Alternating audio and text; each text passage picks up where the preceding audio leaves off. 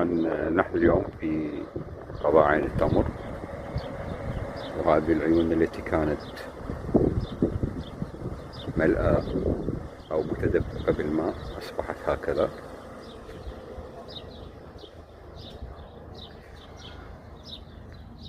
يعني رغم المحاولات لإحيائها يبدو أنها أصبحت من الماضي.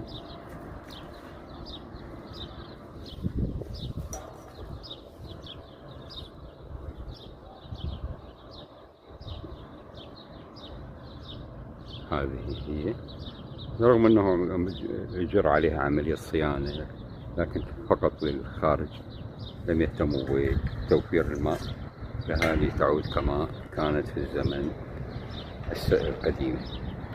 مناشدة للجهات المعنية أن تهتم بهذه العيون. هذه واحدة من العيون التي موجودة هنا. أكو جهاز يعني مضخة للمياه، لكن يبدو أنها لم تأتي أكلها بإعادة الحياة لعيون ماء في التمر، في قضاء التمر.